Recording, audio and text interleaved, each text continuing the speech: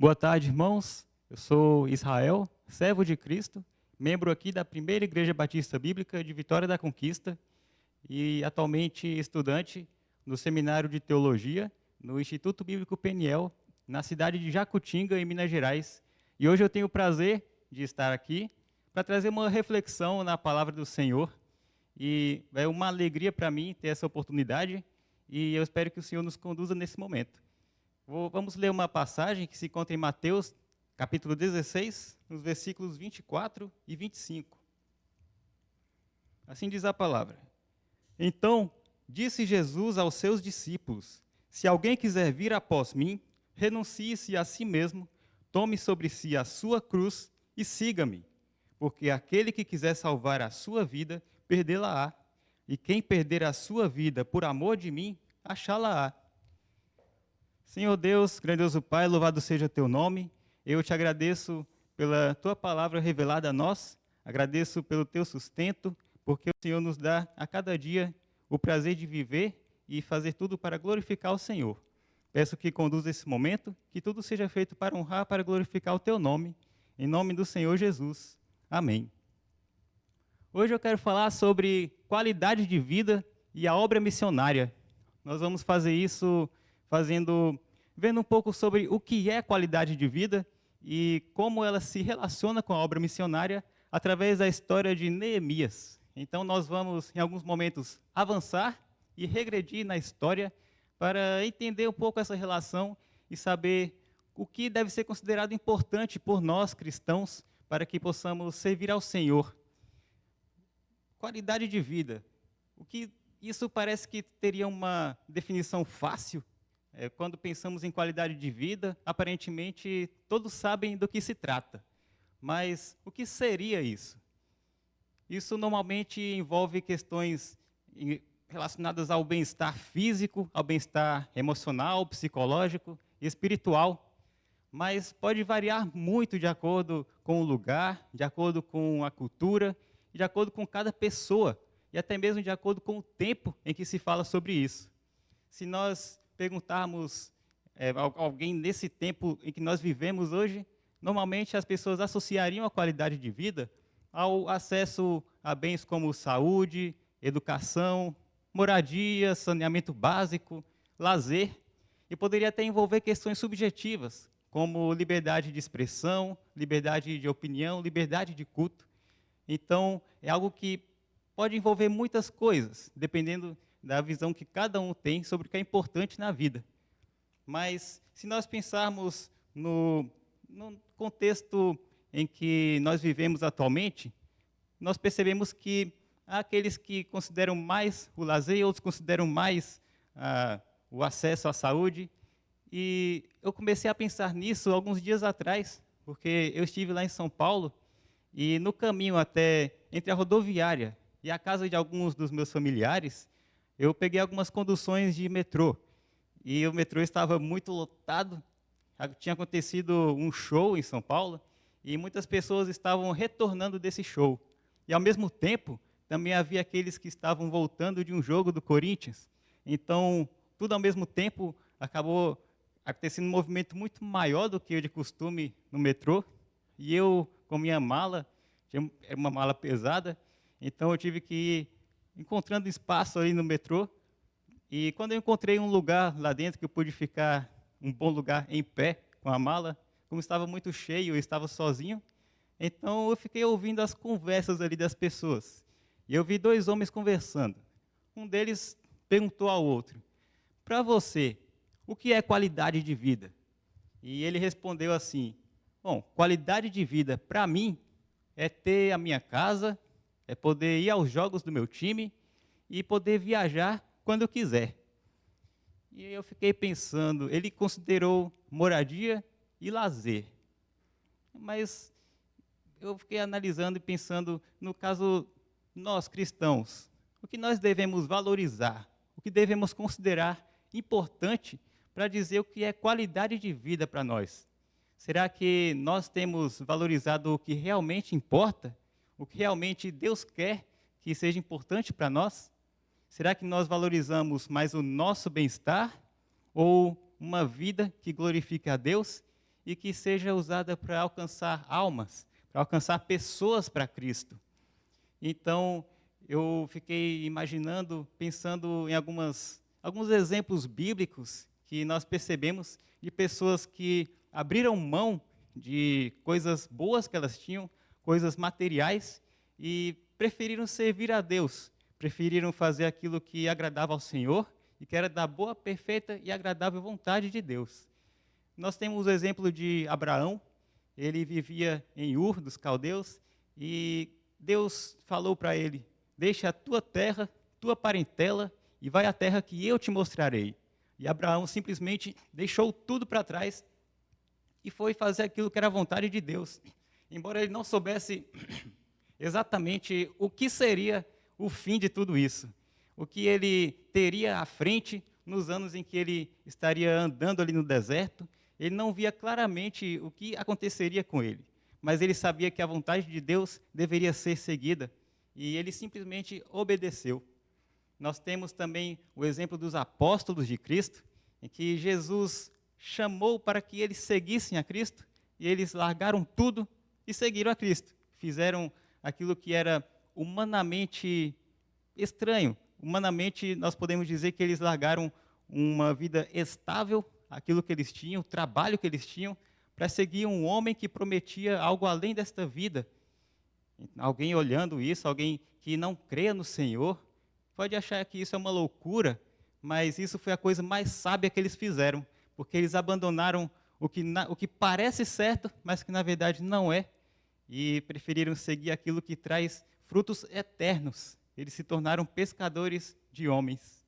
Então nós vemos que a melhor coisa a se fazer sempre é fazer a vontade de Deus. E quando pensamos em qualidade de vida, apesar de serem muitos conceitos diferentes, apesar de muitos considerarem aspectos diferentes como sendo importantes para definir a qualidade de vida, todos têm algo em comum. Todos eles, quando pensam no que pode ser importante para considerar a qualidade de vida, falam de coisas das quais eles muito dificilmente renunciariam. São coisas de que dificilmente abririam mão. E nós, cristãos, do que nós devemos abrir mão para fazer a vontade de Deus? Vamos ler um trecho que se encontra em Neemias, no capítulo 1, dos versículos 1 ao 3.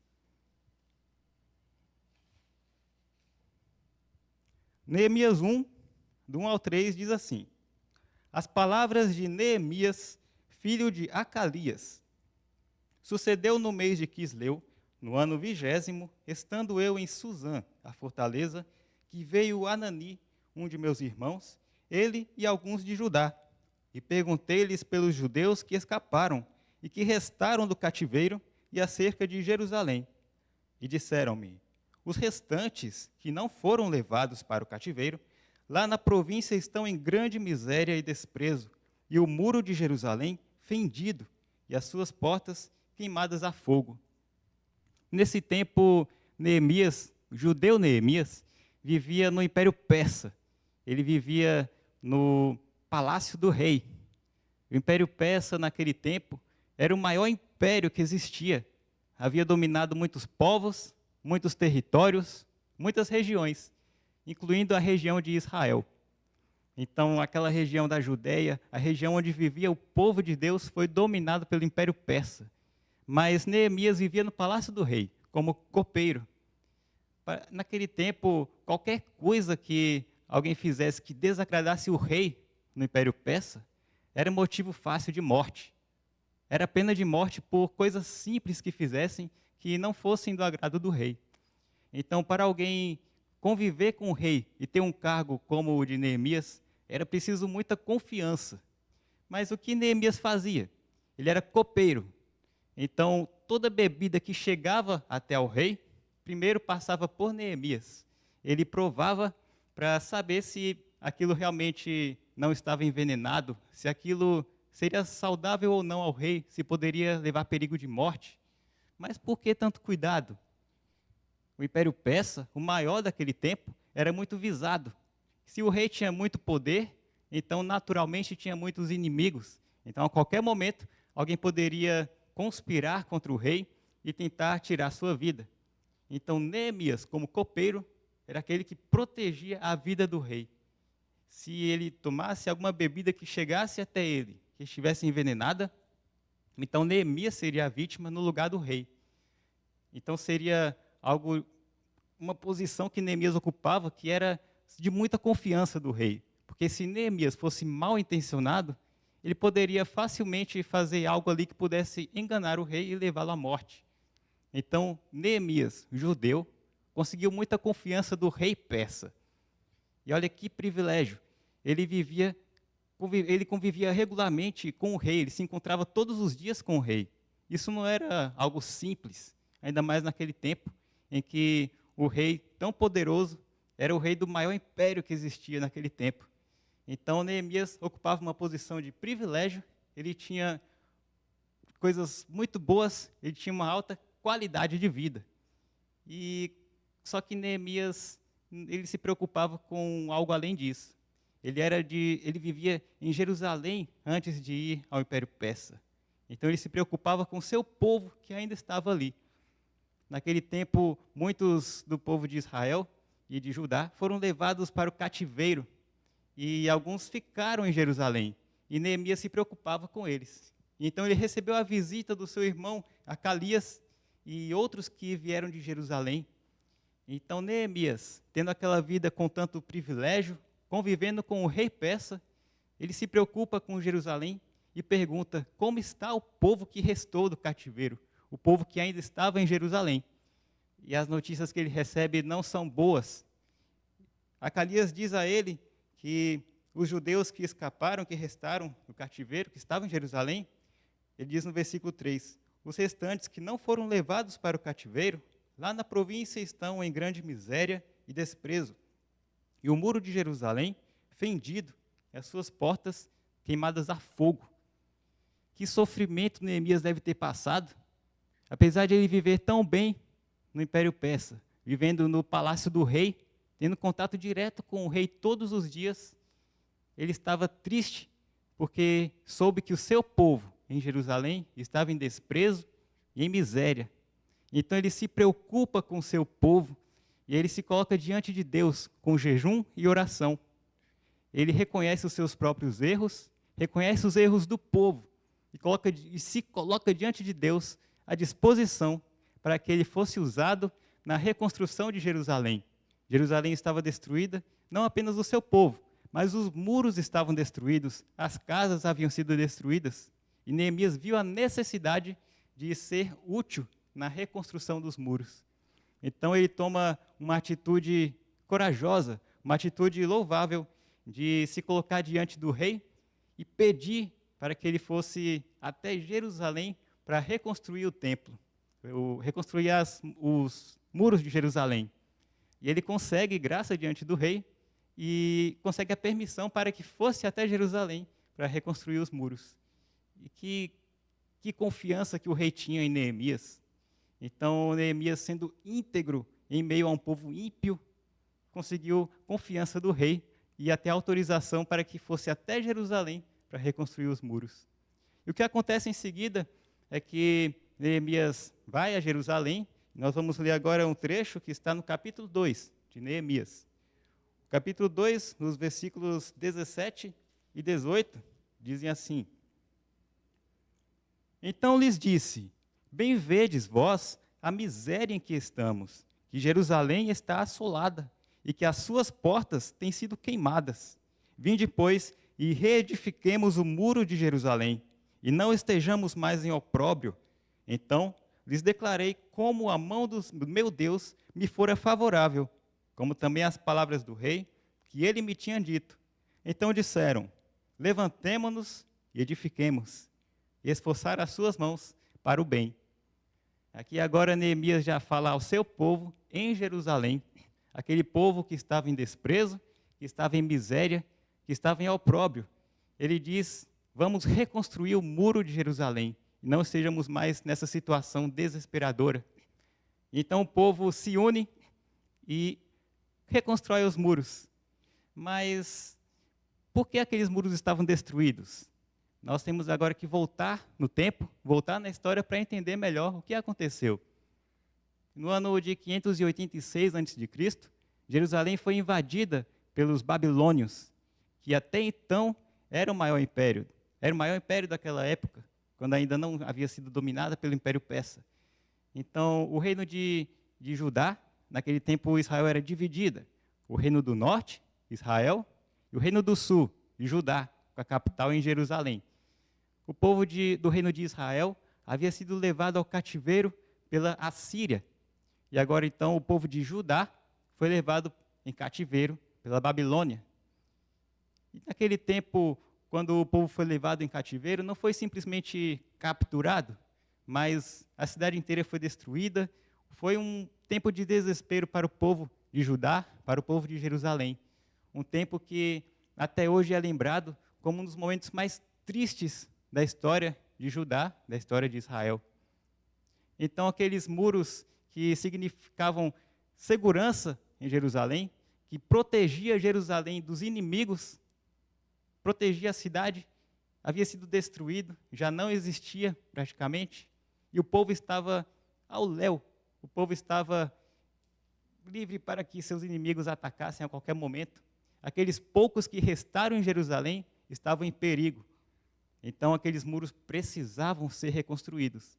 E quando Neemias viu aquela necessidade e se colocou à disposição do Senhor, ele conseguiu fazer com que todo o povo que ainda estava em Jerusalém se unisse na reconstrução. E que coisa maravilhosa que aconteceu, porque ele fez isso porque ele abriu mão do que ele tinha no Império Persa. Ele tinha privilégios no palácio, tinha privilégios convivendo com o rei, mas ele abriu mão de tudo aquilo que ele tinha, se colocou à disposição do Senhor, para que fosse usado na obra dele. E através de Neemias, os muros de Jerusalém foram reedificados. E agora pensando no nosso caso hoje, como igreja do Senhor, muitas vezes nós somos chamados para que levemos palavras de exortação aos nossos irmãos, palavras de ânimo, e muitas vezes nossos irmãos se encontram, às vezes até nós mesmos, nos encontramos em uma situação em que nós estamos para baixo, que estamos naquele momento de tristeza, passando por uma dificuldade, e às vezes até nos afastamos um pouco da obra de Deus, tanto na obra que envolve outras pessoas, quanto conosco mesmo, com nós mesmos, com a leitura bíblica, com a oração, e nós precisamos da ajuda dos nossos irmãos, e nós também precisamos ajudar os nossos irmãos. Uma das missões que o Senhor entrega a nós é da edificação da igreja, do corpo de Cristo. Nós somos membros de um único corpo, que é a igreja de Cristo. Se o corpo inteiro fosse mão, ela não funcionaria. Se o corpo inteiro fosse pé, não funcionaria. Nós precisamos dos membros diferentes, com as suas funções diferentes, para que o corpo funcione. Cada um com seus dons, com seus talentos. Nós precisamos uns dos outros. E sendo um corpo, precisamos fortalecer uns aos outros. Então, assim como naquele tempo Neemias percebeu que parte do seu povo estava em desprezo, em miséria, precisava de ajuda, ele se colocou à disposição do Senhor, abrindo mão do que ele tinha, para que fosse usado na edificação dos muros e no fortalecimento do seu povo. Nós precisamos nos colocar à disposição do Senhor, para que também sejamos usados na edificação do corpo de Cristo. Então, nós devemos seguir o exemplo de Neemias. Às vezes, nós precisamos abrir mão de coisas boas que nós temos para obedecer ao Senhor. E algo que aconteceu, que nós percebemos nessa história de Neemias, nós vemos lá no capítulo 8. Nós vamos ler o capítulo 8, versículos 2, 3 e 8. E diz assim: E Esdras, o sacerdote, trouxe a lei perante a congregação, assim de homens como de mulheres, e de todos os sábios, para ouvirem no primeiro dia do 7º mês. E leu naquela praça, que está diante da porta das águas, desde a alva até ao meio-dia, perante homens e mulheres e sábios. E os ouvidos de todo o povo estavam atentos ao livro da lei. Versículo 8. E leram o livro, na lei de Deus, e declarando e explicando o sentido, faziam que, lendo, se entendesse.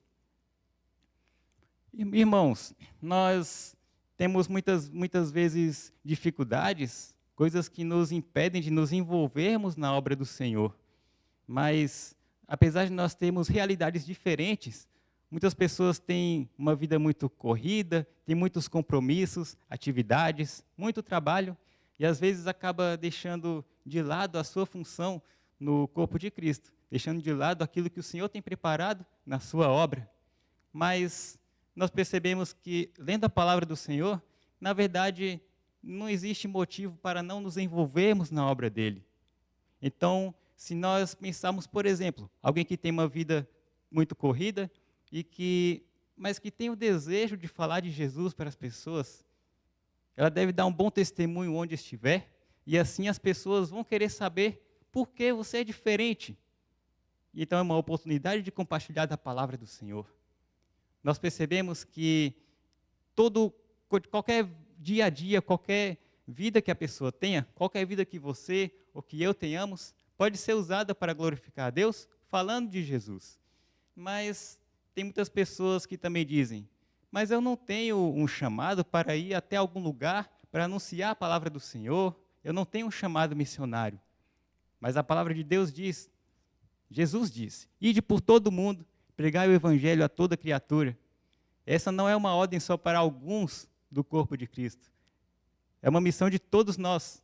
Se você é crente, se você é cristão, se você tem a Jesus, você tem o chamado. Ide por todo mundo, pregai o evangelho a toda criatura. Onde você estiver, se estiver com sua família, se estiver na sua escola, na faculdade, trabalho, onde você estiver, seja testemunha de Cristo, seja testemunha do evangelho, seja ministro da reconciliação, leve a palavra de Deus. Você tem essa responsabilidade. E você pode se envolver de maneiras diferentes na obra. Mesmo se você não tiver um dom que envolva a pregação ou falar diretamente para alguém sobre a mensagem do Evangelho, como for, você tem várias maneiras de se envolver na obra do Senhor. Se você está em sua igreja deve ter ações que envolvem evangelismo, ações que envolvem missões. Você pode se envolver de alguma forma. Você pode orar pela obra missionária, você pode ofertar, ou se você desejar, se você quiser, você pode se envolver usando muitas formas de ajudar na obra do Senhor, com seus dons, com seus talentos. E uma das formas que você pode fazer isso é através, por exemplo, da música, ou se você tem o dom da pregação, ou se você tem outros dons que você pode usar na obra do Senhor, não despreze, não enterre os seus talentos. Você deve usar para que o reino do Senhor seja expandido, para que pessoas sejam alcançadas, para que pessoas que estão na escuridão conheçam a Cristo. E voltando um pouco na história de Neemias, olha só o que aconteceu. Quando Neemias foi até Jerusalém, quando os muros foram reedificados, não foi só isso que aconteceu. Nós devemos voltar novamente na história e pensar, por que aquele povo estava em desprezo? Além de terem sido invadidos pelos babilônios, além de a cidade ter sido destruída pelos babilônios, eles também destruíram o templo. Então, antes de Neemias receber a autorização do rei para ir a Jerusalém, outra pessoa recebeu autorização para a reconstrução do templo, que foi Esdras. Então, quando Neemias foi até Jerusalém, animou o povo para a reconstrução do muro, ele também tinha algo em mente. Na oração que ele fez quando ainda estava lá, no palácio do rei, lá no Império Persa, que ele havia reconhecido os seus erros e havia reconhecido os erros do povo, ele sabia, na lei estava escrito, que se o povo de Deus desobedecesse ao Senhor, sofreria danos, seria levado ao cativeiro, seria disperso. Mas se obedecesse ao Senhor, então habitaria aquela terra que foi prometida por Deus ao seu povo.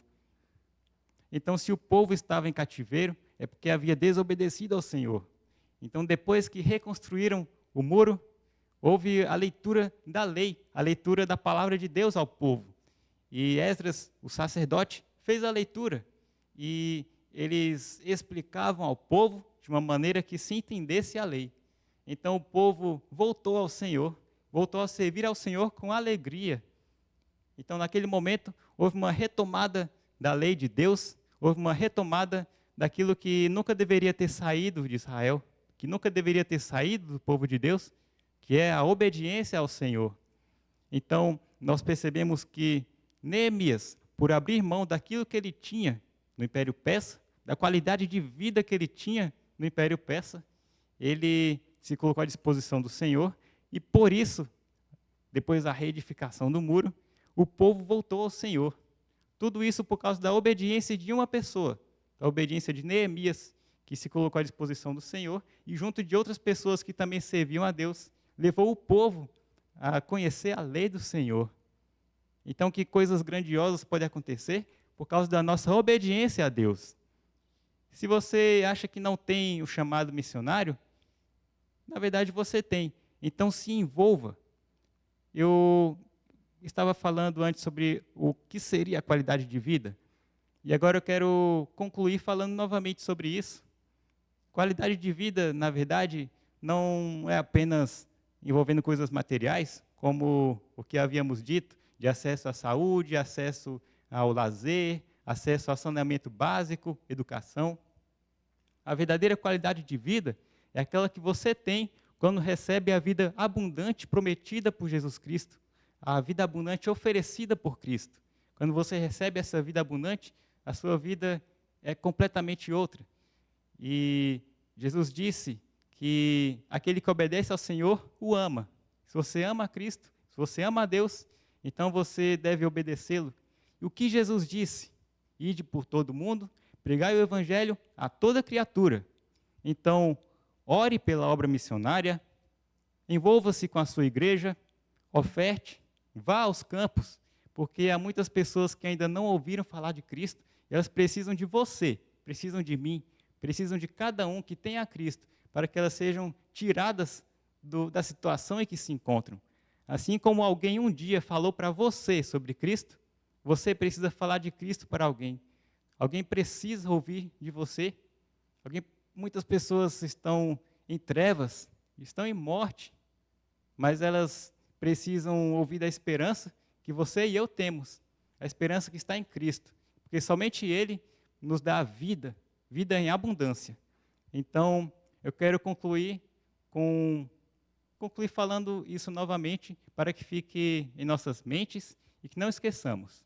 Ore pela obra missionária, oferte, vá aos campos, envolva-se com a obra missionária, envolva-se com a sua igreja, e você será usado pelo Senhor para que almas sejam tiradas do lamaçal e trazidas para a vida abundante de Deus.